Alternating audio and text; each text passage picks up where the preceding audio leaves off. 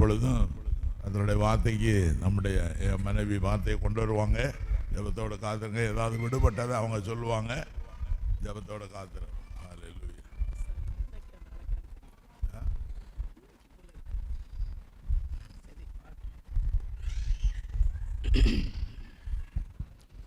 கண்களை மூடி ஜெபிப்போம். பரிசுத்தமுள்ள பரலோகத்தின் தகப்பனே, இந்த நல்ல காலை வேளைக்காக ஸ்தோத்திரம். ஆண்டவர் மட்டுமா எங்களோடு கூட இடைப்பட்டு கொண்டிருந்தீங்கப்பா, நன்றி. உம்முடைய ஆராதனை வேளையிலே தேவன் எங்கள் மத்தியில் அசைவாடினீர், உம்முடைய பிள்ளைகளை பலப்படுத்தினீர், நிரப்பினீரப்பா. உமக்கு நன்றி செலுத்துகிறோம். இந்த வார்த்தைகள் மூலம் எங்களோடு நீர் இடைப்பட்டு பேசும். இயேசுவின் மூலம் ஜெபங்கள் பிதாவே, ஆமென். உட்காருவோம். சிந்தனைக்கு எடுத்துக்கொண்ட வேத பாகம் சகரியாவின் புஸ்தகம், சகரியா தீர்க்க தரிசன புஸ்தகம் 4ஆம் அதிகாரம் 6-7 வசனங்கள். சகரியா 4ஆம் அதிகாரம் 6-7 வசனங்கள்.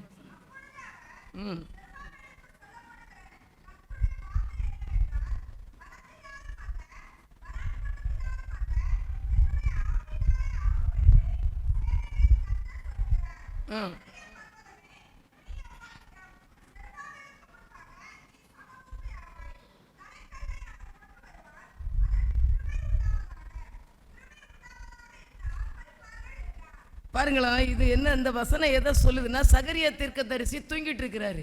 அப்போ ஒரு ஏஞ்சல்ஸ் ஒரு தூதன் அவனை தட்டி எழுப்பி இந்த காரியத்தை அவனிடத்துல சொல்றான். யாருக்கு போய் சொல்லுன்னு? செருபாபேலுக்கு. செருபாபேல் கர்த்தருடைய பிள்ளை, ஆண்டவரால் அபிஷேகம் பண்ணப்பட்ட கர்த்தருடைய பிள்ளை. ஆண்டவர் சொல்றாரு, அவனை கொண்டு சில திட்டங்கள் ஆண்டவர் இந்த பூமியில நிறைவேற்ற போறாரு. அதற்காக சகரியா தீர்க்கதரிசிக்கு இந்த தரிசனத்தை கொடுத்து அவனுக்கு போய் சொல்றாரு. இன்னைக்கு ஆவிக்குரிய செருபாபேல் யாரு? நீங்களும் நானும். பைபிள்ல எழுதி வச்சிருக்கிறதெல்லாம் அன்னைக்கு அவங்களுக்கு எழுதுனது, இன்னைக்கு உங்களுக்கு எனக்கு. ஆண்டவர் சொல்றாரு, செருபாபேலுக்கு சொல்ல வேண்டிய கர்த்தருடைய வார்த்தை, எனக்கு நேராக வருகிற கர்த்தருடைய வார்த்தை என்னவென்றால், பலத்தினாலும் அல்ல, பராக்கிரமத்தினாலும் அல்ல, என்னுடைய ஆவியினாலே ஆகும் என்று சேனைகளின் கர்த்தர் சொல்லுகிறார்.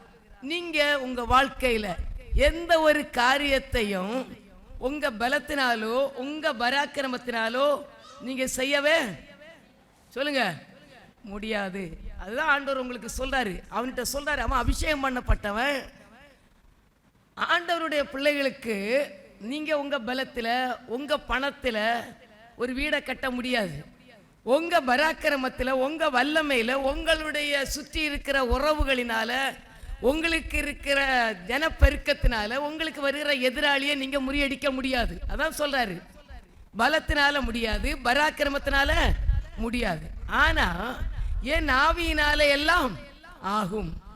செருபாபேல்கிட்ட போய் சொல்லு, நீ உன் பலத்தை நினைச்சிட்டு இருக்காத, உன் பண பலத்தை நினைச்சிட்டு இருக்காத, உன் ஆள் பலத்தை நினைச்சு நம்பிட்டு இருக்காத, உன் படிப்பை நம்பிட்டு இருக்காத, உன் வருமானத்தை நம்பிட்டு இருக்காத, உன்னால ஒன்று செய்யவே முடியாது. எல்லாம் நீ ஆண்டவரிடத்துல சரண்டர் ஆகு. ஆவியானவருக்கு உன் வாழ்க்கையை ஒப்புக்கொடு. ஆவியானவர் உனக்குள்ள வந்தா நீ பெரிய காரியங்களை செய்வ. ஆவியானவர் இல்லைன்னா நம்ம ஒண்ணுமே இல்லை, ஜீரோ தான். இந்த பலூன் இருக்குல்ல, இதே கிறிஸ்மஸ் தாத்தாயில அந்த சுவிட்ச் ஆஃப் பண்ணிட்டு அது டம்முன்னு கீழே கிடக்கும். நீங்களும் அப்படிதான், நீங்களும் நானும் அப்படிதான். ஆவியானவர் நின்னா எழும்பி நிப்பீங்க, பர்வதத்தை பார்த்து நிப்பீங்க, பெரிய பிரச்சனையை பார்த்து நிப்பீங்க, ஓட மாட்டீங்க, ஒளிச்சு ஓட மாட்டீங்க, பின்வாங்க மாட்டீங்க, தைரியமா நிப்பீங்க. எது வந்தாலும் கர்த்தர் இருக்கிறார்.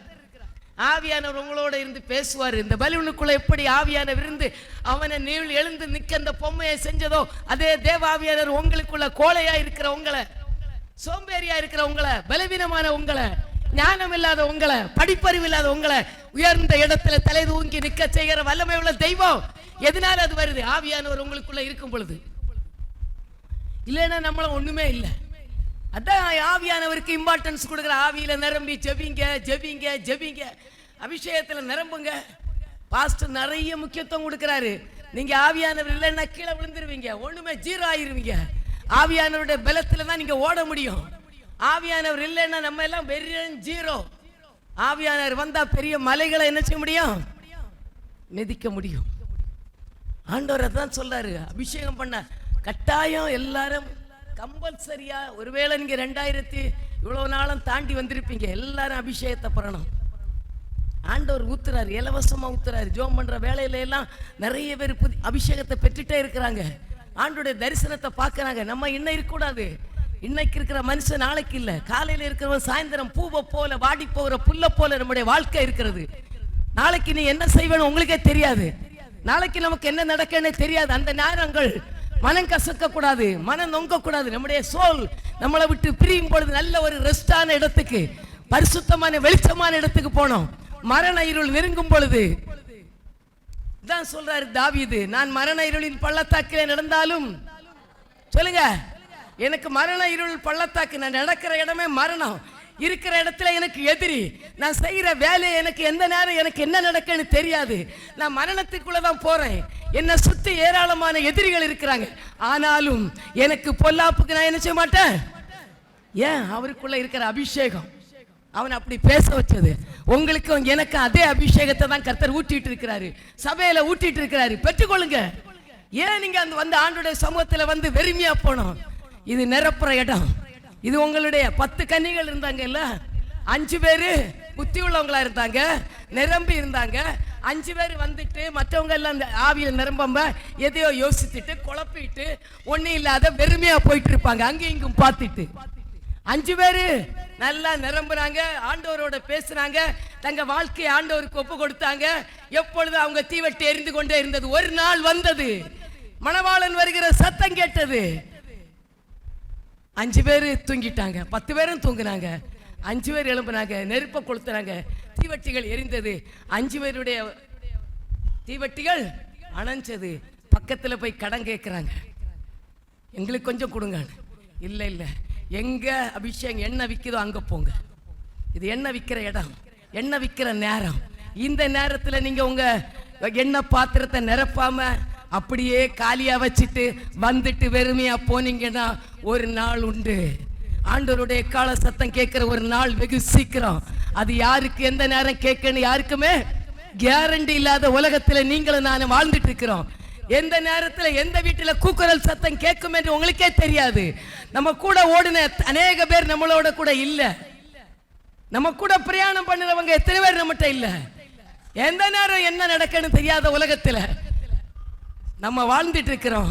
இது ஒரு சான்ஸ். கடைசி அந்த வருடத்தின் கடைசி சண்டே ஆண்டுடைய சன்னிதானத்துல வந்திருக்கிறோம். இன்னும் 2 நாள். இந்த 2024 மரணம் நம்மளை விட்டு கடந்து போகுது. இது இனி உங்க வாழ்க்கையில திருப்பி வரவே சொல்லுங்க, வராது. இந்த நாள் வராது. இப்படிப்பட்ட ஒரு சத்தம் உங்களுக்கு இந்த வருடத்துல இனி வராது. ஆண்டவர் உங்களோட எச்சரிக்கிறாரு, நீ அபிஷேகத்தை பெற்றுக்கொள்ளணும். பரலோகத்துக்கு போனா அபிஷேகம் தேவை. பரலோகத்துக்கு போன பூமியில என்ன செஞ்சப்பா, நான் இந்த காணிக்கை கொடுத்தேன், தசமபாகம் கொடுத்தேன், ரெகுலரா சர்ச்சைக்கு போனேன்னு சொல்ல முடியாது. அபிஷேகம் இருக்கா? ஞானஸ்தானம் எடுத்தியா? அபிஷேகம் பெற்றியா? பரிசுத்த வாழ்க்கை வாழ்ந்தியா? உனக்கு இடம் உண்டு. தூதன் இல்லைன்னா போ, உனக்குள்ள இடம் வேற. நீ எப்படி இருந்த?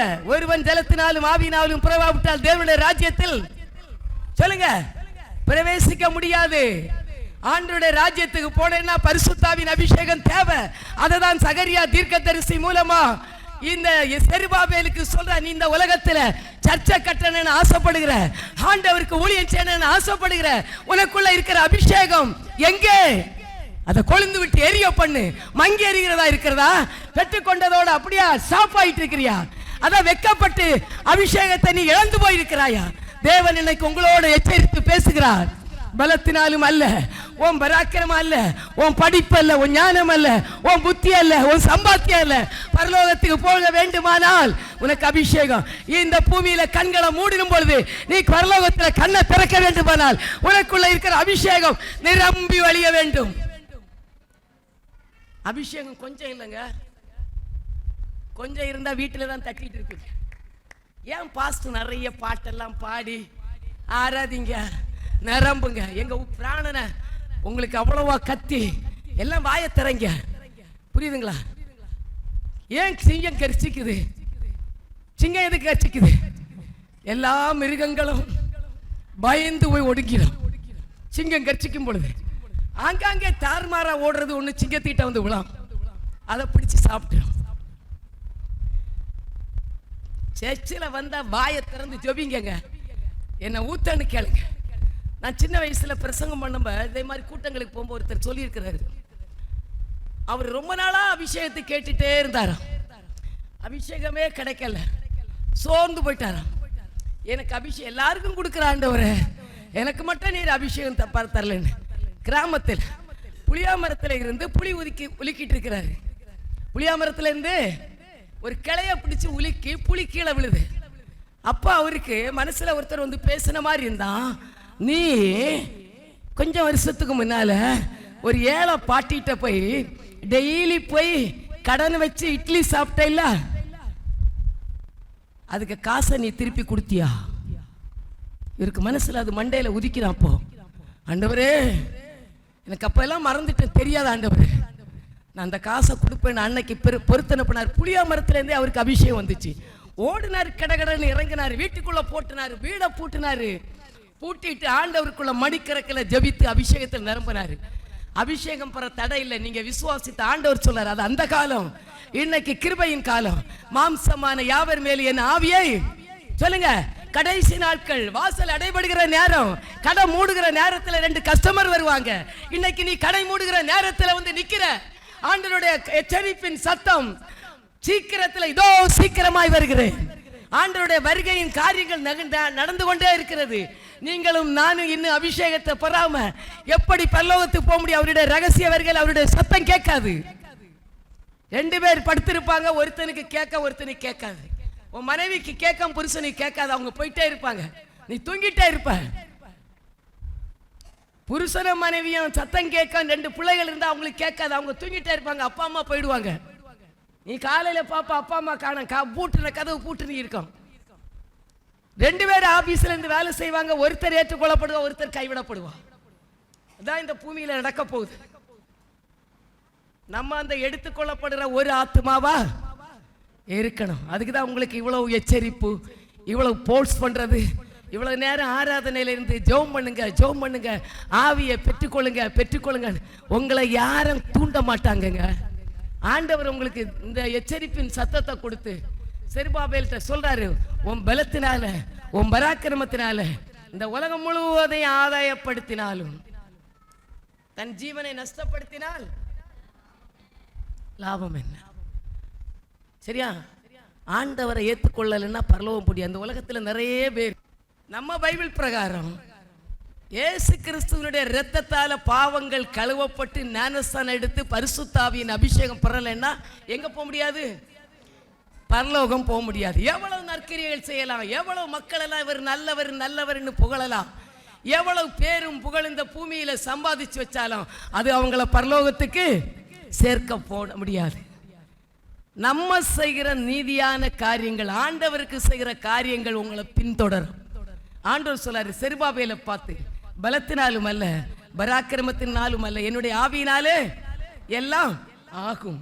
நீங்க தான் அந்த செருபாபேல். அப்ப சொல்றாரு, செருபாபேல் எப்படி செய்வானா பாருங்களா. அவன்கிட்ட சொல்றாரு, பெரிய பர்வதமே. என்ன பர்வதம்? எல்லாருக்கும் பர்வதம் நிக்குதா? எத்தனை பேரு கண்ணு முன்ன பர்வதம் நிக்கி? இவனுக்கு என்ன பர்வதம் நிக்கு? பெரிய பர்வதம், கடக்க முடியாத, மீட்ட முடியாத கடன். அவனால இதை தாண்டவே முடியாத சூழ்நிலைகள், எந்த வழியிலும் தப்பித்துக் கொள்ள முடியாத பர்வதம் போல சில பிரச்சனைகள் உங்களுக்கு நிக்கலாம். இன்னைக்கு நிக்கலாம். விடலான்னு நினைக்கிற, விட முடியல. தள்ளி களையலான்னு நினைக்கிற, தள்ள முடியல. இந்த வழியிலிருந்து நான் வெளியே வரலான்னு நினைக்கிறேன், ஆனா என்னால முடியல. அது பர்வதம் போல.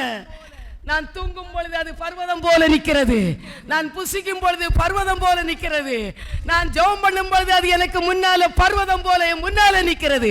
அருமையான கர்த்தருடைய பிள்ளை, எத்தனை மேல பர்வதங்கள் உனக்கு முன்னால நிற்கிறது. யோசித்து பாருங்களா. அநேகருக்கு நிக்குது. ஒருத்தருக்கும் ஒரு பிரச்சனை கண்ணை மூடனுடன் வந்து நிக்குது, தூங்க முடியல. எங்க போனாலும் அந்த பிரச்சனை. ஆண்டவர் இன்னைக்கு சொல்றாரு, அபிஷேகம் பண்ணப்பட்ட கர்த்தருடைய பிள்ளை, உனக்கிடத்தில் இருக்கிற அபிஷேகம் பெரிய பர்வதத்தை நொறுக்கி சமபூமியாக்குற அபிஷேகத்தை கர்த்தருடைய ஆவியானவர் இன்றைக்கு நம்ம மத்தியிலே அவர் ஊற்றி கொண்டிருக்கிறார். ஹல்லேலூயா. நீ பெற்றிருக்கிற அபிஷேகம் சாதாரண அபிஷேகம் அல்ல. பெரிய பர்வதத்தை, மலை போல நிற்கிற பர்வதத்தை, உன்னால கடக்க முடியாத ஆழமான மலையை தாண்டக்கூடியதான ஒரு அபிஷேகம். முடியுமா முடியாதா? இது அபிஷேகம் பெற்றவனால தான் முடியும். சொல்றாரு, செருபாபேலும் கோரேசையும் கொண்டு இடிக்கப்பட்ட ஆலயத்தை கட்டுறதுக்கு 2 பேரையும் சூஸ் பண்ணாரு. உன்னை கொண்டு இந்த தேசத்துல ஒரு காரியத்தை செய்ய வேண்டுமானால் நீ அபிஷேகம் பண்ணப்பட்டு நிரம்பினவனாய் இருக்க வேண்டும். நீ ஆண்டவருக்கா ஏதாவது செய்யணும்னா, ஆண்டவருக்கா ஏதாவது நின்று ஒரு காரியத்தை செய்யணும்னா, உன்னுடைய அபிஷேகம் எங்க? உனக்கு சின்ன காரியம் பெருசா இருக்கும். சின்ன பிரச்சனை உனக்கு மலை போல இருக்கும். சிலருக்கெல்லாம் அப்படிதான். ஒரு சின்ன வார்த்தை அப்படியே கீழே சமபூமியில கிடப்பாங்க. பெரிய மலைகளை மிதிக்க வேண்டியவங்க, பெரிய பர்வதத்தை உடைக்க வேண்டியவங்க. ஆண்டவருடைய பிள்ளைகளாகிய நமக்குள்ள அந்த அபிஷேகம் கொஞ்சம் போச்சுன்னா நம்ம ஒண்ணுக்குமே யூஸ் இல்லாம குப்பையில போடுகிற அழுக்கை போல துடைத்து போடப்படுகிற ஒரு டஸ்ட்பின்ல போடப்படுகிற உங்களை ஆண்டவர் தெரிந்தெடுத்து நல்ல அபிஷேகத்தை ஊற்றி அவருக்கு முன்னால அழகு பார்க்க அவர் விரும்பினாரு. அந்த தேவன் இன்றைக்கு இப்பொழுதும் அதே காரியத்தை உங்களை கொண்டு செய்ய அவர் சித்தமுள்ள தெய்வமாயிருக்கிறார். உங்க அபிஷேகம் உங்களுக்கு எவ்வளவு இருக்கு? நிரப்புங்க. உள்ளம் பொங்கணும். பாட்டு பாடி வருகிற அபிஷேகம் அல்ல, ட்ரம் அடிச்சு வருகிற அபிஷேகம் அல்ல. ஆண்டவருடைய வார்த்தை உனக்குள்ள வரும் பொழுது சம்மட்டி போல நீ உடைக்கப்படணும். உன் இருதயம் சுக்குநூறா உடைக்கணும்.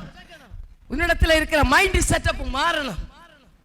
120 பேர் மேல் வீட்டறையில இருந்து ஜெபம் பண்றாங்க. அஸ்திபாரம் என்ன செஞ்சு அசஞ்சிச்சு. உங்க மண்டையில எத்தனை அஸ்திபாரம் போட்டு வச்சிருக்கிறீங்க?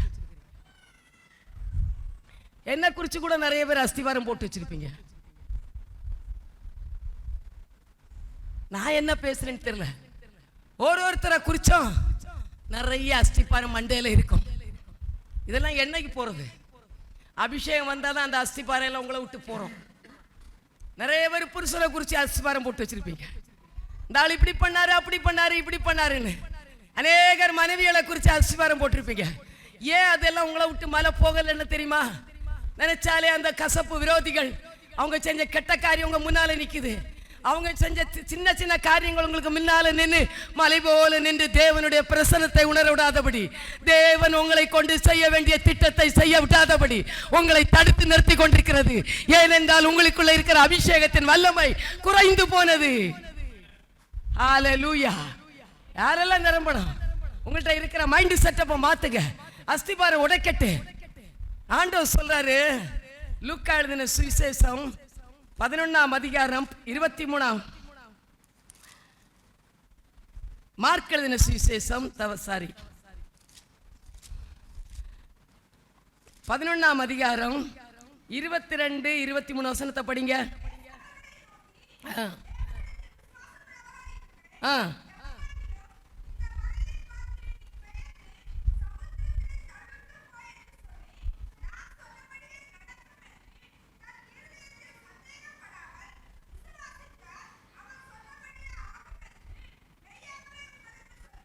என்ன சொல்றாரு? இயேசு சொல்றாரு, இயேசு அவர்களை நோக்கி, தேவனிடத்தில் என்ன செய்யணுமா? உங்க விசுவாசம் எங்க இருக்கு? யார்கிட்ட நம்பி விசுவாசித்துட்டு இருக்கிறீங்க? உங்க அப்பா அம்மாவை விசுவாசிக்காதுங்க. புரியுதா? உங்க பாஸ்டர்மாவை விசுவாசிக்காதுங்க. உங்க பிள்ளைகளை நம்பி விசுவாசிக்காதுங்க. உங்க உறவுகளை நம்பி விசுவாசிக்காதுங்க. இல்ல ஒரு ஊழியக்காரனை நம்பி நீங்க உங்க விசுவாசத்தை கட்டாதுங்க. உங்க விசுவாசம் யார்கிட்ட இருக்கு சொல்லுங்க? தேவனிடத்தில். நீங்களும் நானும் ஆண்டவரும், நானும் ஆண்டவரும், நானும் இயேசுவும், நானும் தேவனும். நம்ம 2 பேர் தான். நமக்கு இடையில எந்த மத்தியஸ்தர் கிடையாது. இயேசுவுக்கும் பிதாவுக்கும் இடையில மத்தியஸ்தர் பரிசுத்த ஆவியில நிரம்பி நடுவில் நிற்கிறவர் இயேசு. அதுக்கு மேல பிதா, பரிசுத்த ஆவியானவர் உங்களுக்குள்ள வாசம் பண்ணி கொண்டு. இதான் மத்தியஸ்தர். உங்களுக்கு இந்த நடுவில் இயேசு இருக்கிற இடத்துல ஏதாவது உங்களுக்கு இருக்கான்னு பாருங்களா. நீங்க இருக்குன்னா அவ்வளவுதான். உங்க ஜெபம் என்ன செய்யாது சொல்லுங்க? உங்களை கொண்டு தலைக்கல்லு வைக்க முடியாது. நீங்க உங்களை கொண்டு ஒரு காரியத்தை செய்து முடிக்க ஆரம்பிக்க முடியாது. சொல்றாங்களே சிலர், அவன் செய்வதெல்லாம் வாய்க்கும். துன்மார்க்கருடைய ஆலோசனை இடமாமலும், பாவிகளுடைய வழியில் நில்லாமலும், பரியாசக்காரர் உட்காரும் இடத்தில் உட்காராமலும், இரவும் பகலும் கர்த்தருடைய வேதத்தில் தியானமாயிருக்கிற மனுஷன் பாக்கியவான். அவன் செய்வதெல்லாம் வாக்கியம். யாரு? 1ஆம் சங்கீதத்துல யார் செய்கிறது வாக்கியம்? ஏன் நமக்கு நிறைய காரியம் செய்யறீங்க, நிறைய பிசினஸ் பண்ணுறீங்க, நிறைய முயற்சிகளை எடுக்கிறீங்க, எல்லாம் வாக்கியம் இல்லையா? நம்ம ஆலோசனை சரியில்லை, இருக்கிற இடம் சரியில்லை, நம்ம சரியில்லை, வாக்கியவே வாக்கியம் இல்லை. விசுவாசம் யாரையோ நம்பிட்டு நம்முடைய ஆவிக்குரிய வாழ்க்கையை கட்டிட்டே இருக்கிறோம். யாரோ உங்களை தூக்கி நிறுத்துவான்னு இருக்கிறீங்க. ஒருத்தரும் தூக்கி நிறுத்த மாட்டாங்க, நினைச்சுக்காங்க. உங்களை தூக்கி நிறுத்துறவர் யாரு? கர்த்தர் ஒருவரே. உங்களை உயர்த்தி அழகு பார்க்கிறவர் கர்த்தர் ஒருவரே.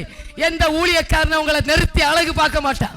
உன்னுடைய வீழ்ச்சியை தான் அவன் எதிர்பார்ப்பானே தவிர, நீ ஆண்டவருக்கு பிரியமா இருந்தா அவர் உங்களை தூக்கி நிறுத்தி அழகு பார்க்கிற தெய்வம்.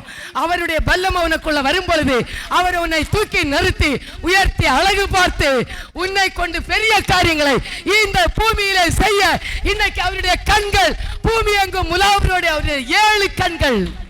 ஆண்டவருக்கு எத்தனை கண்ணு? இதே சகரியால வாங்கலாம். 10ஆம் வசனத்துல 4:10, அற்பமான ஆரம்பத்தின் நாளை யார் அசட்டை பண்ணலாம்? பூமி எங்கும் சுற்றி பார்க்கிறவைகளாகிய கர்த்தருடைய 7 கண்கள். ஆண்டவருக்கு எத்தனை கண்ணு? நான் 2 கண்ணால தாங்க உங்களை பார்க்க முடியும். ஆனா ஆண்டவர் எத்தனை கண்ணால பார்ப்பாரு? பிள்ளைகள், உங்க பேரண்ட்ஸ் உங்களை 2 கண்ணால தான் பார்க்க முடியும். ஆனா கர்த்தர் எத்தனை கண்ணுல பார்க்கிறாரு? சொல்லுங்க. ஆண்டவருக்கு எத்தனை கண்ணு? 7 கண்ணு இருக்கு. எந்த விதத்திலும் தப்பிக்கவே நம்ம செய்கிற ஒவ்வொரு காரியத்தையும் 7 கண்ணும் சுத்திட்டு இருக்கிற தேவனுடைய கண்கள் நம்மளை பூமியில சுத்திட்டு இருக்கிற யார இந்த பல்லாரம் பகுதியில ஒருத்தரை எடுத்து உயர்த்த போறேன், ஒருத்தருக்கு கிருபைகளை கொடுக்க போறேன், ஒரு ஊழியத்தை நான் தூக்கி நிறுத்த போறேன், ஒரு ஊழியத்தை கனப்படுத்த போறேன், ஒரு ஊழியத்தை மகிமைப்படுத்த போறேன், பூமி எங்கும் பேரை பிரஸ்தாபப்படுத்த போறேன்னு ஆண்டவருடைய கண்கள் பூமியில சுத்திட்டு இருக்கும் பொழுது, இந்த ஆலயத்துக்குள்ள சுத்துக்கும் பொழுது, நீ அவருக்கு பிரியமான மகனாய் மகளாய் இருப்பாயானால் உன்னை கர்த்தர் செலக்ட் பண்ணி உனக்கு முத்திரை போடுவார். சும்மா ஆராதனை சபையிலேயே சும்மா இல்ல. ஆராதனை அசட்டை பண்ணக்கூடாது, சபை கூடுதலை அசட்டை பண்ணக்கூடாது. சபை உங்களுக்கு ஒரு சபை இருக்கு, உங்களுக்கு ஒரு ஞாயிற்றுக்கிழமை கூடுகிற இளைப்பாறு இடம் தேவ சபை. உன்னை ஆசீர்வதிக்கிற இடம் உன் தேவ சபை, உன்னுடைய சபை, உன் தகப்பன் வீடு, உன் சொந்த வீடு, உன் கஷ்டத்தை நீக்கிற வீடு இது. ஆண்டவருடைய சன்னிதானத்தில் ஞாயிற்றுக்கிழமை மிஸ் பண்ணவே கூடாது. உன் வாழ்க்கையில நிறைய காரியங்களை இழந்துருவீங்க. தேவன் உங்களை பிளஸ் பண்ணி அவர் கண்ணு வந்து சுத்திட்டே இருக்கும். அவர் வார நேரத்தில் நீ கரெக்டா இருக்கணும். ஆண்டவர் சொல்றாரு, 7 கண்களும் செருபாபேலின் கையில் இருக்கிற தூக்கு நூலை சந்தோஷமாய் பார்க்கிற. யார் கையில் இருக்குது? செருபாபேல். அபிஷேகம் பண்ணப்பட்டவங்களா நீங்க இருக்கலாம், ஆனா கூட உங்க கையில இருக்கிற தூக்கு நூலை தான் ஆண்டவர் என்ன செய்கிறாரு? தூக்கு நூலுன்னா தெரியுமா? என்னது தூக்கு நூல்? பில்டிங் கட்டம்ப பில்டிங் கிராஸ் ஆகக்கூடாது, ஸ்ட்ரைட்டா பில்லர், இந்த பில்லர் எல்லாம் இருக்கு பார்த்தீங்களா, இது தூக்கு நூல் போட்டு தான் செஞ்சிருப்பாங்க.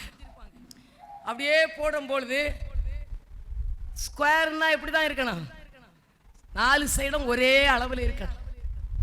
இந்த புல்பிட் எல்லாம் செய்யறான் இல்ல, 4 இந்த லென்த் 4னா பிரெட் தான் எப்படி இருக்கும்? 4. அது தூக்கு நூல் போட்டு பார்ப்பாங்க, கரெக்டா இருப்பாரு. அதான் ஆண்டவர் சொல்றாரு, இங்க வருவாராம் சர்ச்சுக்குள்ள வந்து அப்படியே தூக்கு நூல் போடுவாராம் ஒவ்வொருத்தரையும். யார? செருபாபேல் ரட்சிக்கப்பட்டவங்களை, அபிஷேகம் பண்ணப்பட்டவங்களை, ஞானஸ்தானம் எடுத்தவங்களை தான் தூக்கு போடுறாரு. அவர் சர்ச்சுக்குள்ள எல்லாரையும் வராத, திடீர்னு புதுசா வரவங்களை, ஞானஸ்தானம் எடுக்காதவங்களை எல்லாம் தூக்கு நூல் போட மாட்டார். யாரெல்லாம் தூக்கு நூல் போடுவாரு? செருபாபேல் யாரு? அபிஷேகம் பண்ணப்பட்ட கர்த்தருடைய பிள்ளை, ஊழியக்காரன், ஆண்டவருடைய நாமத்துக்காக தெரிந்து கொள்ளப்பட்ட பரலோகத்தின் வாசி. அவனை தான் தூக்கு நூல் போடுறாரு. நம்மளதான் ஆண்டவர் தூக்கு நூல் போட வராரு. பார்க்கும் பொழுது நீங்க எப்படி இருக்கிறீங்க? என் மகள் எப்படி இருக்கிறா? எங்கேயோ கிடந்தான், ஒன்னும் இல்லாத குப்பையில கிடந்த, ஆடு மேய்ச்சிட்டு இருந்த, எங்கேயோ போய் அப்பா அம்மா எல்லாம் உன்னை தூக்கி தள்ளிட்டாங்க, நீ பிழைப்பேன்னு அவங்களுக்கு தெரியாது, செத்து போயிட்டுன்னு சொன்னாங்க, இது இருக்கிறதுனால பிரயோஜனம் இல்லைன்னு எல்லாம் ஒதுக்கி தள்ளினாங்க. அந்த நேரத்தில் நான் உன்னை ஓடி வந்தேனே, தெரிந்து கொண்டேனே, உன்னுடைய வஸ்திரத்தை மாற்றி நல்ல மினுக்கான வஸ்திரத்தை உடுத்தி, ரட்சிப்பின் வஸ்திரத்தை உடுத்தி, உன்னை அலங்கரித்து மணவாட்டியாக்கி சபையில வைத்தேனே, நீ என்ன பண்ணுற? அவர் தூக்கு நூல் வரும். யாருக்கு எந்த நேரம் வந்து தூக்கு நூல்ல மிஸ்டேக் இருக்கோ அது சரி, இதோ பில்டிங்கை தடைச்சிருவார், அப்படியே உடைச்சு மறுபடி திருப்புவார். கோயவன் கையில களிமண்ணை போல இருக்கிறார். அவர் வரைகிற திட்டம் வேற, உங்களை அழைத்து கொண்டு வந்த நோக்கம் வேற, நம்மளை குறிச்ச திட்டம் சொல்லுங்க வேற. இங்க வந்துட்டு தலைவலி வந்துச்சு, ஒருவேளை ஒரு வயிற்று வலியில வந்திருப்பீங்க, ஒருவேளை ஒரு கால்வலியில தேவனிடத்துல வந்திருப்பீங்க, ஒருவேளை உங்க வீட்டுல ஒரு பிரச்சனையில வந்திருப்பீங்க. அது தூண்டில் போட, மீனை பிடிக்க போட்ட தூண்டில போட்ட எச்ச. உங்க வயிற்று வலி என்னது? மீனுக்கு என்ன போடுவாங்க? புழு போடுவாங்க. புழுவை போட்டு மீனை பிடிக்க பார்க்குறேன். உங்களுக்கு உங்க சரீரத்தில் வந்த பலவீனம் ஆண்டவர் போட்ட புழு.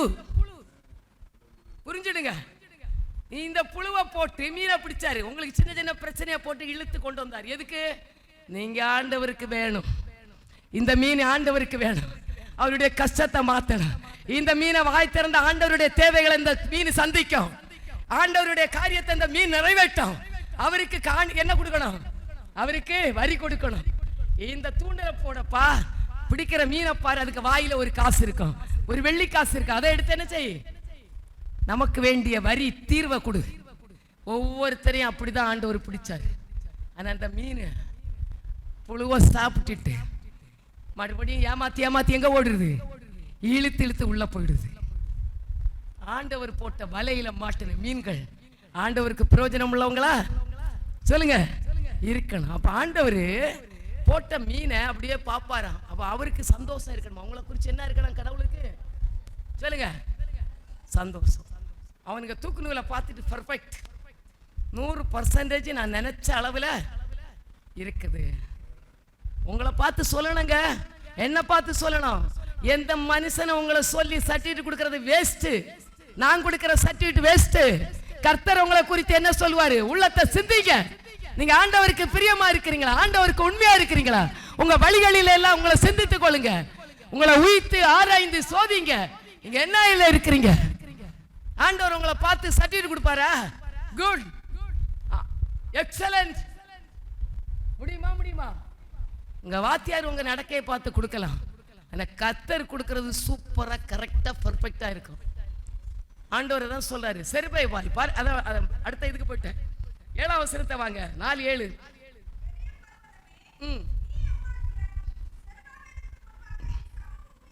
இப்ப பாருங்களா, உங்க வாழ்க்கையில ஏதாவது ஒரு பிரச்சனை இருக்குன்னு வச்சுக்காங்களா? சரியா? உங்களுடைய 10th படிக்கிற பிள்ளைகளுக்கு எக்ஸாம் ஒரு மலை போல இருக்கும். +2 படிக்கிறவங்களுக்கு ஏதாவது ஒரு தெரியாத சப்ஜெக்ட் எப்படி இருக்கும்? அவங்க அதே யோசித்துட்டு இருப்பாங்க. ஆனா ஆண்டவர் ஈஸியா ஒரு வழி சொல்றாரு. அபிஷேகம் பண்ணப்பட்ட செருபாபேலுக்கு முன்பாக பெரிய பர்வதம் என்ன ஆகும்? சமபூமி ஆகும். ஆகுமா ஆகாதா? அதுக்குதான் அபிஷேகத்தை சொல்றது. சும்மா அந்நிய பாச பேசிட்டு இவங்களுக்கு வேற வேலையே இல்லை, தூய ஆவியானவரே பாடி எங்களை அபிஷேகம் பண்ண வைக்கிறாங்கன்னு இல்லைங்க. நீங்க அபிஷேகம் இல்லைன்னா உங்க வேலை ஸ்தலத்துல உங்க தொழிலை நீங்க பர்ஃபெக்டா செய்ய முடியாது. கஸ்டமர் எதிர்பார்க்கிற அளவுக்கு உங்க தொழில நீங்க அவங்கள திருப்திப்படுத்த உங்களால முடியாது. வாத்தியார் எதிர்பார்க்கிற அளவுக்கு மார்க் பெற உங்களால முடியாது. ஆண்டவர் எதிர்பார்க்கிற அளவுக்கு உங்களை அவர் உயர்த்துறதற்கு நீங்க அவருக்கு ஏற்ற இருதயத்துக்கு ஏற்றவங்களா நீங்க மாற முடியாது. அபிஷேகம் தான் உங்களை மாத்தம். உங்கள்கிட்ட எவ்வளவு அபிஷேகம் இருக்கு? ஆண்டவர் வந்து ஒன்ன பாப்பாரு, தூதன் வந்து பாப்பான். அபிஷேகம் இருக்கா? ஞானஸ்நானம் எடுத்தியா? பரிசுத்த வாழ்க்கை வாழ்ந்தியா? இல்ல இடையில போய் விழுந்துட்டியா? நான் உன்ன ரவுண்டான எந்த பழுவும் இல்லாம கடுகு மாதிரி விசுவாசத்தில் அழைத்தேன். நீங்க எப்படி இருக்கிற? ஸ்கொயரா ட்ரையாங்கிளா உட்கார்ந்து இருக்கிற. ஒரு பழுது இல்லாத விசுவாசத்துல ஒரு சின்ன வார்த்தை சொன்னா கூட உனக்கு அதை நான் நிறைவேற்றி தந்து உன்னை ஆசீர்வதித்தேன். ஆனா இப்ப எப்படி இருக்கிற? ட்ரையாங்கிளா போயிட்டு இருக்கிற. ஏன் அழைப்புக்கு, என்னுடைய ஷேப்புக்கு நீ சொல்லுங்க. உன் தூக்கு நூல், நான் தூக்கு நூல் போட்ட பிறகு உன்னுடைய வழிகள் எல்லாம் கரெக்ட் இல்லை. ஆண்டு இப்ப என்ன செய்ய? உனக்கு சின்ன பிரச்சனை எப்படி இருக்கும்? சொல்லுங்க. 1000 ரூபாய் கடன். நீங்க சில இடத்துல எல்லாம் ஒருத்தனை கொன்னுடான்னு சொல்றா இல்ல, போனா டீ காசு கொடுக்கல போனான்னு சொல்லிட்டு அவனை குத்தி கொன்னுட்டான். எத்தனை ரூபாய்க்கு? 10 ரூபாய்க்கு. நீங்க பேப்பர்ல எல்லாம் பாத்தீங்கன்னா டீக்கு குடிக்க போனா காசு கேட்டேன் தரல, டிபன் சாப்பிட்டு போனா போறேன்னு இங்க இந்த அடையார் ஆனந்த போகல அது எனக்கு திடீர்னு ஞாபகம். சாப்பாடு வாங்குறாங்க, இட்லி, எக்ஸ்ட்ரா ஒரு சாம்பார் பாக்கெட்டு காட்டான். இவன் தரமாட்டேன்னு சொன்னான். வந்தவங்க 2 பேரும் ஆர்கியூமெண்ட், ஒரே குத்துனா, கீழே விழுந்தான், செத்து போயிட்டான். சின்ன பிள்ளைகளை வச்சு 30 வயசுலேயே போயிட்டான் ஒரு பையன். இதே இந்த முங்கிலேரிக்கு போன அந்த கிராசிங், அந்த இதுல பம்பல்ல சின்ன ஒரு சாம்பார் பாக்கெட்டுக்கு இன்னைக்கு கூட உங்களுக்கு நிறைய பேருக்கு அந்த சின்ன சாம்பார் பாக்கெட்டு மலை போல இருக்கலாம். புரியுதா? அதான் சொல்றேன், சின்ன காரியம். நீ ஆண்டவருக்குள்ள நிரம்பி இருக்கும் பொழுது, அபிஷேகத்துல இருக்கும் பொழுது உனக்கு பெரிய பெரிய மலையெல்லாம் தூக்கி போட்டுட்டே போவ. 5 லட்சம் கடனா கடவுள் பார்த்துடுவாரு. வருமானம் இல்ல, கர்த்தர் பார்த்துடுவாரு. கடை ஓடல, கர்த்தர் பார்த்துடுவாரு, தருவார். நான் கலங்கவே மாட்டேன். போய் ஓடி ஒழிக்க மாட்டீங்க. கடங்காரன் வந்துட்டான், ஐயோ இல்லன்னு சொல்லு, வீட காலி பண்ணு.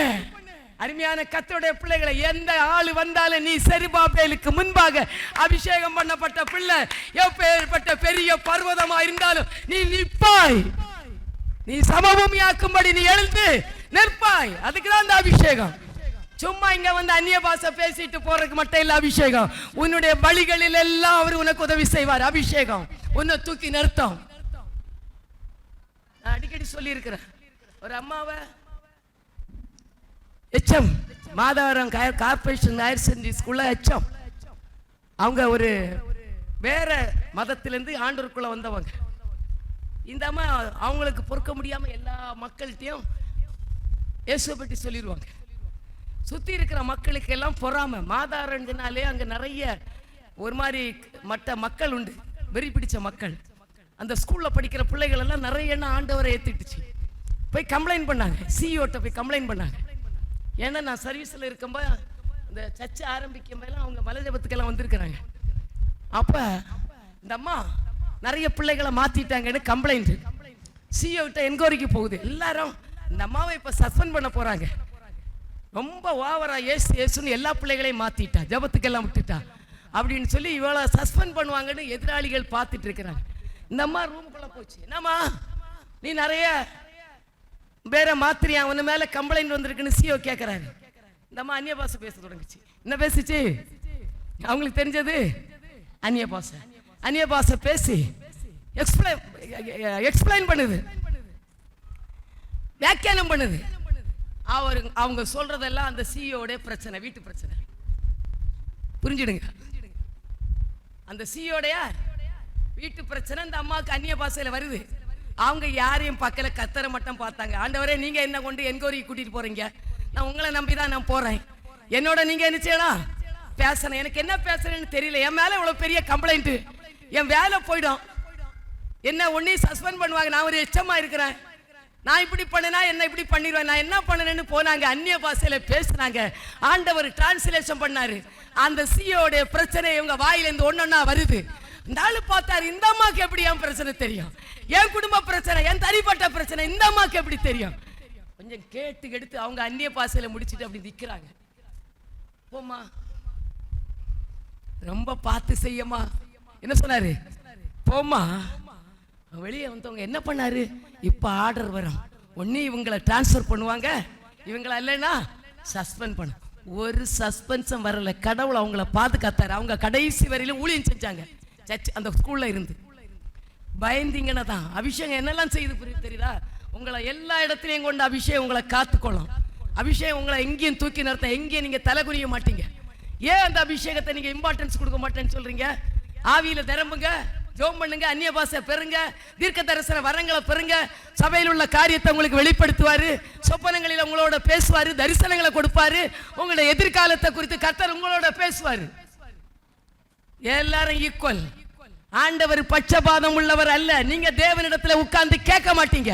அதனால தான் தீர்க்கதரிசி அவன் என்ன சொல்லுவான், அவர் இந்த வருடத்தை குறித்து என்ன சொல்ல போறாரு, இந்த வருடத்துல கொரோனா வருமா வராதா, பெரிய வைரஸ் வருமா வராதா, அவர் என்ன தீர்க்க தரிசனம் சொல்ல போறான்னு பார்த்துட்டு முட்டாள் மாதிரி உட்கார்ந்து ஜெபம் பண்ணாம நீங்க உங்க அபிஷேகத்தை அணைச்சிட்டு அதன்படி நடக்க தெரிஞ்சிங்கன்னா வேஸ்ட். என்கிட்ட பேசுங்கப்பா, என்கிட்ட எல்லாரும் அதே உணர்வோட உபவாச ஜெபத்துல வந்து 1 hour உட்காருங்க. இது லேடிஸ் ஸ்பெஷல் இல்ல, என்ன ஸ்பெஷல், சர்ச்சு எல்லாருக்கும் பொதுவானது. எல்லாரும் இருப்பாங்க, நல்லவங்களும் இருப்பாங்க, கெட்டவங்களும் இருப்பாங்க. இது எல்லாரும் ஆராதிக்கிற இடம். பொம்பளைங்க மட்டும் பாஸ்டிங் பிரேயர் இல்லை, எல்லாரும் வந்து நாளைக்கு 10 மணிலேருந்து ஃபுல்லா ஜெபம் நடக்கும். செவ்வாய்க்கிழமை நைட்டு 10 மணி வரை நம்ம ஜெபம் பண்ணுவோம். அதுவரை உபவாசம் இருக்கிறவங்க ஒரு நேரமாவது இல்லை எவ்வளவு உங்களால முடியுமோ, இல்லை எல்லாத்தையும் மூட்டை கட்டிட்டு வந்து சர்ச்சில் உட்கார்ந்தா கூட பரவாயில்லை.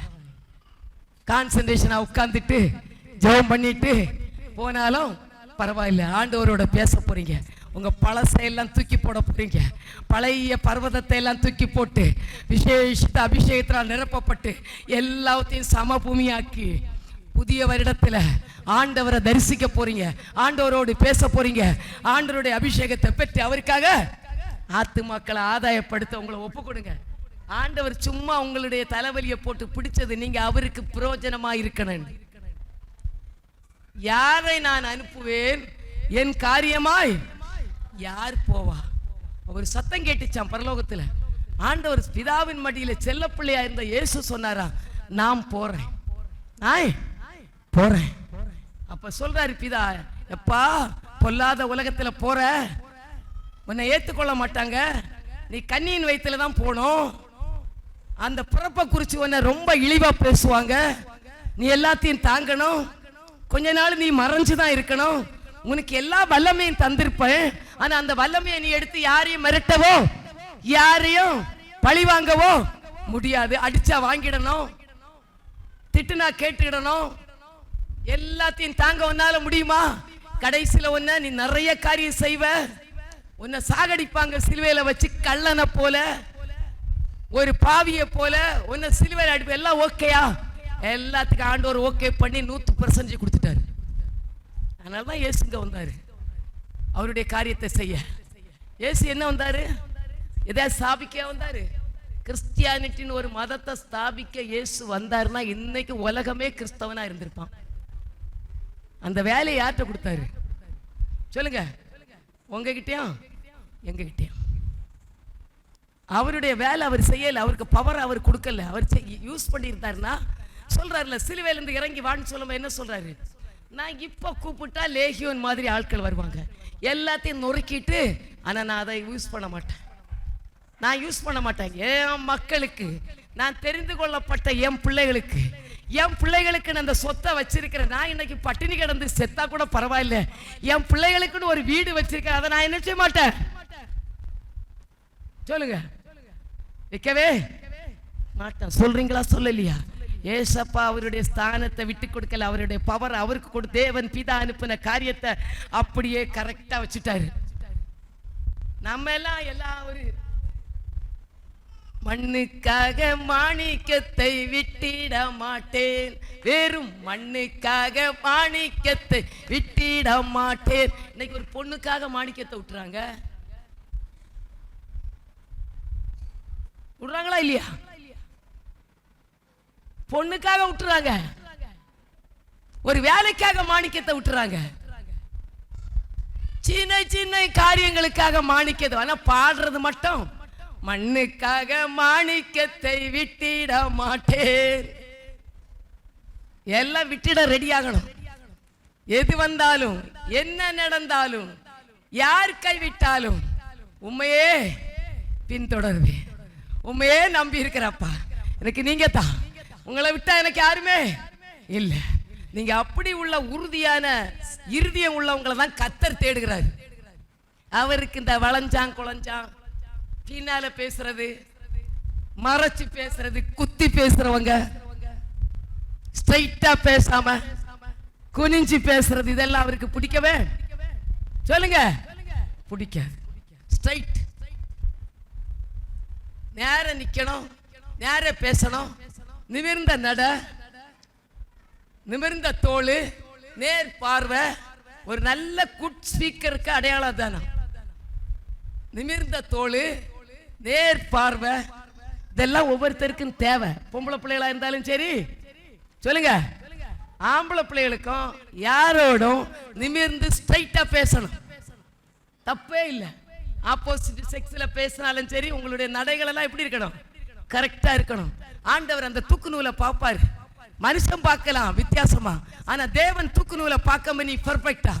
செருபாபேலுடைய தூக்கு நூல் கரெக்டா இருந்துச்சு. அதனாலதான் அவன்கிட்ட சொல்றாரு, அப்பா அந்த ஆலயத்தை ஒன்ன கொண்டுதான் கட்ட போறேன், இந்த காரியத்தை ஒன்ன கொண்டுதான் செய்ய போறேன், இந்த வல்லமையை உனக்கு நான் தரப்போறேன், உன்னை கொண்டு இந்த தேசத்துல ஒரு பெரிய எழுப்புதலை உண்டாக்க போறேன், இந்த சபையில உன்னை கொண்டு ஒரு பெரிய காரியத்தை செய்ய போறேன். ஆண்டவர் அப்படியே சுத்திட்டு வருவார். அதனால ஆண்டவருடைய பிள்ளைகள் கரெக்டா பெர்ஃபெக்ட்டா இருக்கணும். அபிஷேகத்தை நம்ம என்ன செய்யணும், பெற்றுக்கொள்ளணும். இன்னொரு சம்பவம் பார்க்கலாம். 1 சாமுவேலின் புஸ்தகம் 17ஆம் அதிகாரம் பாருங்களா, 4ஆம் வசனத்தை படிங்க.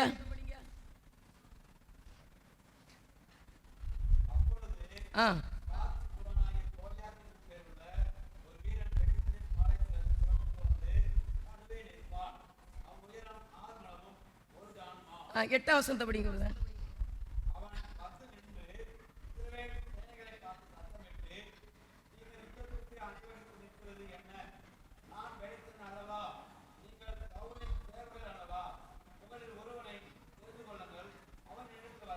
ஒன்பது.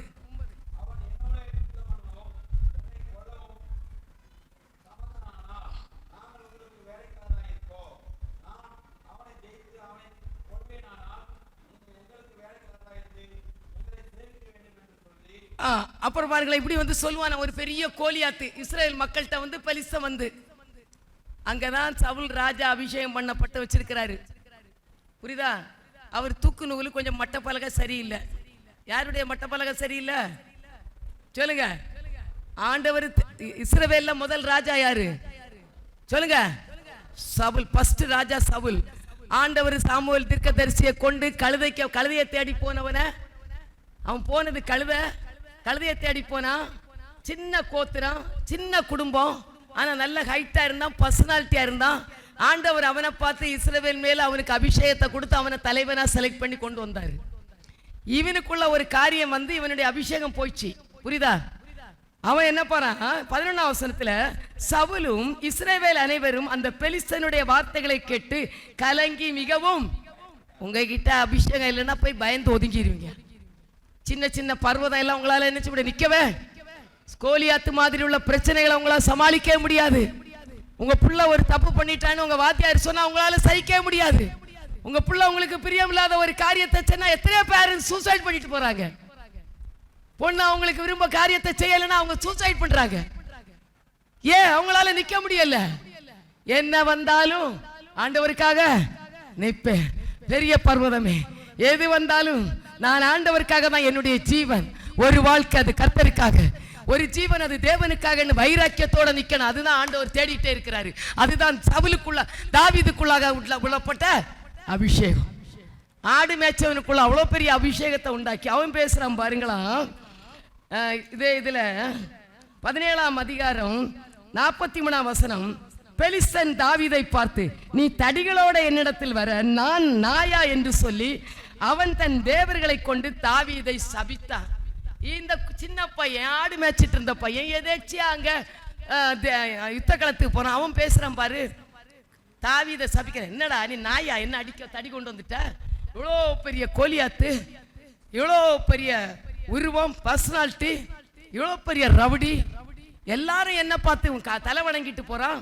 உன் ராஜா கூட அங்க கீழே விழுந்து கிடக்குறான். ஒன்னு அவனால முடியும், நீ என்னடா ஆடு மேய்ச்ச குள்ள பையனு அவனை என்னச்சுதான் இவன் வந்துட்டான் பாருன்னு கிண்டல் அடிக்கிறான். அவன் என்னச்சுதான் பாருலாம். 4:44 பின்னு அந்த பெலிஸ்தன் தாவீதை பார்த்து, என்னிடத்தில் வா, நான் உன் மாம்சத்தை ஆகாயத்து பறவைகளுக்கும் காட்டு மிருகங்களுக்கு கொடுப்பேன் என்றார். அதற்கு தாவீது பெலிஸ்தனை நோக்கி என்ன சொல்றாரு? நீ பட்டயத்தோடும் ஈட்டியோடும் கேடகத்தோடு என்னிடத்தில் வருகிறாய், நானும் நீ நிந்தித்த இஸ்ரவேலுடைய இராணுவங்களின் தேவனாகிய சேனைகளுடைய கர்த்தரின் நாமத்திலே வாங்கிட்ட வர. என்கிட்ட இருக்கிறது யாரு? ஏசப்பாடைய நாமம். அது மட்டும் இல்ல, நீ நினைத்த இஸ்ரவேலுடைய ராணுவங்களின் தேவன், எல்லா ராணுவங்களின் தேவன், எல்லா காலால் பட, விமானப்பட, கப்பல் பட, தரைப்பட, எல்லாத்துக்கும் யார் தான்? சொல்லுங்க. உங்களுக்கு யார்கிட்ட இத்தவனுக்கு எந்த சப்போர்ட் வேணும்? எந்த போலீஸ் சப்போர்ட் வேணும்? எல்லாத்துக்கும் தலைவர் தான் நம்ம ஆண்டவர். அவர் சரியான ரவுடி. யாரு? நம்ம ஆண்டவர் சாதாரண ஆள் இல்ல. போனாரு, சாட்டை எடுத்தாரு, எருசலேம் தேவாலயத்துல போனாரு, அடிச்சு துரத்தினாரு எல்லாவனும். அப்ப அவர் சாதாரண ஆளா? ஏசப்பா அவருக்கு வந்துச்சுன்னா அவ்வளவுதான். அவருக்கு டென்ஷன் ஆசியில ஏறிச்சுன்னா அவ்வளவுதான். உங்களுக்கு விரோதமா நிக்கிறவன் எவ்வளவு பேசுறா பேசட்டு, அவருக்கு கோபம் நாசியில ஏறிச்சுன்னா டபார்னு அடிச்சிருவாரு. அதான் ஆண்டவர். பார்த்தாரு, உள்ள போனாரு. ஐயா, காசு கடை, இங்க வட்டி, இங்க இந்த காரியம், அங்க இது அந்த இது எல்லாம் ஒரு அடி அடிச்சு காசு கடைக்காரனை கவத்தி போட்டாரு, எல்லாத்தையும் போட்டாரு. அவர் தேவனுக்காக வைராக்கியம் எல்லாத்தையும் உடைச்சு போட்டுட்டு பெரிய காரியத்தை சாதிச்சார். அந்த தேவன் சேனைகளின் தேவனாகிய கர்த்தர், சேனைகளின் தேவன். சொல்லுங்க. எந்த மிலிட்டரி, எந்த போலீஸ், எந்த ஏர்போர்ட்ஸ், எந்த இடத்துல உனக்கு ஆள் தேவை? யார் அது? யாரை தேடணும்? கர்த்தர் இடத்துல அபிஷேகத்தில் நிரம்புங்க. அவர் யாரை அனுப்பணுமோ, எந்த அதிகாரிட்ட அனுப்பணுமோ, உனக்கு எந்த இடத்துல வழக்கு இருக்கோ, எந்த இடத்துல உனக்கு பிரச்சனை இருக்கோ, யாரோட உனக்கு பிரச்சனை இருக்கோ, எந்த காரியம் நடக்க விடாதபடி உனக்கு தடையா இருக்கிறதோ, அந்த இடத்துல சேனைகளின் தேவனாகிய கர்த்தர் உனக்காக ஒரு தூதனை அனுப்புவார். எல்லாத்தையும் ஈஸியா முடிச்சிருவார். அதுக்கெல்லாம் என்ன தேவை? சொல்லுங்க. ஜெபம், ஜெபம், அபிஷேக ஜெபம். அபிஷேகம் நுகத்தடிகளை உடைக்கும், கட்டுகளை உடைக்கும், சாபத்தை முறிக்கும். அபிஷேகத்தினால அபிஷேகம் பண்ணப்பட்ட செருபாபேலுக்கு முன்பாக எல்லாமே சமபூமி. உங்க மைண்ட்ல இருக்கிற எல்லா காரியத்தையும் கீழே தூக்கி போடுங்க, கண்களை மூடுங்க. ஹல்லேலூயா. அபிஷேகம் பெற வாஞ்ச உள்ளவங்க எல்லாம் இன்னைக்கு அபிஷேகத்தை பெற்றுக்கொள்ளும்படி உங்க இருதயத்தை தேவனுடைய சமூகத்தில் தாழ்த்துங்க. எத்தனை பேர் சவுல போல அபிஷேகத்தை இழந்திருக்கிறீங்க? ஆண்டவர் கொடுத்த அபிஷேகத்தை வல்லமைகளை குறைச்சி அரைக்குறை பாத்திரமாய் மங்கி எறிகிற தீகளாய் இன்னைக்கு எத்தனை பேர் இருக்கிறீங்க? அருமையான சபையை, அருமையான கர்த்தருடைய பிள்ளைகளே, யாரிடத்துல எல்லாம் அபிஷேகம் குறைவா இருக்குதோ இன்னைக்கு நிரப்புங்க. இது நிரப்புற நேரம், இது விற்கிற இடம், எண்ணெய் விற்கிற இடம். இந்த இடத்துல வந்து எல்லாரும் நிரப்புங்க, எல்லாரும் வாயில திறங்க. ஹல்லேலூயா. ஆவியான உங்க பாத்திரத்தை காலியான பாத்திரமாய் அல்ல, எண்ணெய் தோப்பட்ட அபிஷேகம் அல்ல, ஒரு அபா தமிழுடைய அபிஷேகம் அல்ல, தாவீதுக்குள்ளாக இருந்த அபிஷேகம், நிந்தித்த தேவனுடைய அபிஷேகம் உன்னை இப்பொழுது நிரப்பும்படி. ஹல்லேலூயா. ஒரு வித்தியாசமான அபிஷேகத்தை பெற்றுக்கொள்ளும்படி எல்லாரும் ஆயத்தப்படுங்க, ஒப்பு கொடுங்க. எனக்கு அந்த அபிஷேகம் வேணும்ப்பா.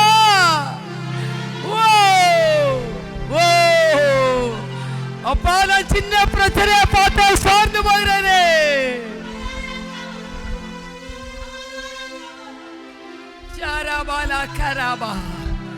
எல்லாரும் அந்த அபிஷேகத்தின் நேராக வாஞ்சியோடு கேளுங்க.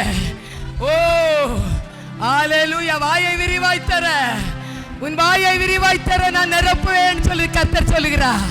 வாயை தரங்க. அப்பா, அப்பா, எனக்கு அந்த அபிஷேகம் வேணும் அப்பா, என்ன நிரப்புங்கப்பா, என்ன நிரப்புங்கப்பா. கேளுங்க. ஹல்லேலூயா. ஷாபராபா கராபா சந்தராபாலா கராபாதியா. Oh Jesus. ஹல்லேலூயா. எல்லாரும் இருக்கிற இடத்துல எழும்புங்க. ஒரு சில நிமிடங்கள் மட்டும் நமக்குள்ள இருக்கிற அபிஷேகம் நம்மில் இருந்து எரிந்து பிரகாசிக்கட்டும்.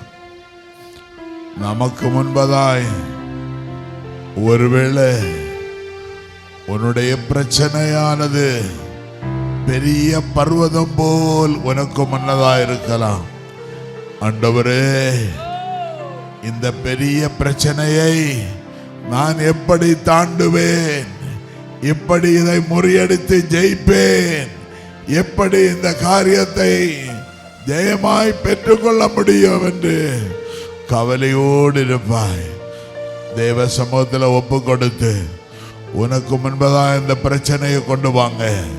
அது எவ்வளவு பெரிய பர்வதமாக இருந்தாலும், எவ்வளவு பெரிய பிரச்சனையா இருந்தாலும், உனக்குள்ள இருக்கிற அபிஷேகம் அதை முற்றிலுமாய் நிர்மூலமாக்கும். உனக்குள்ள இருக்கிற அபிஷேகம் முற்றிலுமாய் சமபூமியாக்கும். ஹல்லேலூயா, ஹல்லேலூயா, ஹல்லேலூயா. எல்லாரும் சேர்ந்து என்னை ஆனந்த தைலத்தால் அபிஷேகம் செய்தேன் ஆவியானவரே, என்னை ஆனந்த தைலத்தால் அபிஷேகம் செய்தேன் ஆவியானவரே, ஆவியானவரே, அன்பினாவியானவரே,